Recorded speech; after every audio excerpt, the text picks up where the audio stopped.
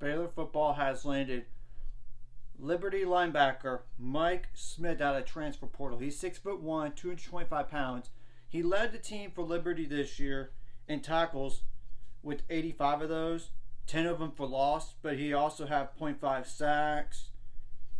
45 tackles are solo, 3 forced fumbles, 1 interception. So, in 4 passes defended.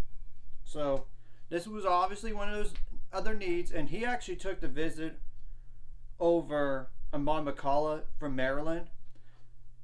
He's going to be a projected starter, I would say, to say the least. He was at Mississippi Gulf Coast Community College prior to his own lonely year at Liberty. Who's an all MACCC South first team member.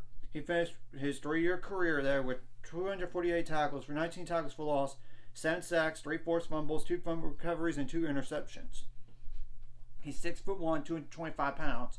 I believe he has at least 1 year of eligibility, maybe even 2. You never know with this COVID year anymore. But where does Baylor football need to go from here? Of course, they need to get at least 1 quarterback this week. There was 3 quarterbacks that visited. The mysterious one, which is now officially Tristan Gebbia. He was a starter at Oregon State in 2020, but then he got hurt, and by the time he got back, he didn't play all of 2021, and when he got back, he was just lost in the fold. He would be a 70-year player. I also know Alan Bowman. I know he's committed elsewhere, but that's besides the point, to Oklahoma State. And the other guy, of course, is Sawyer Robertson. So, yeah, they're going to have to at least land one of those guys, maybe even 2. But if they can land both, I'll take it. That way you don't have to worry about it anymore. Of course, there is that BYU corner and Gabe Judy Lally that he has to make a decision. And of course, they already got another corner recently, but I would love another one just to help the position out. So that's just some guys to keep an eye on in terms of who's going to commit next. Of course, there's going to have to be some attrition in order to have addition. So don't be shocked if guys enter the transfer portal or anything like that. And we need to know the decisions of Gabe Hall and TJ Franklin. And of course, I'm saying that because of experience standpoint at defensive line.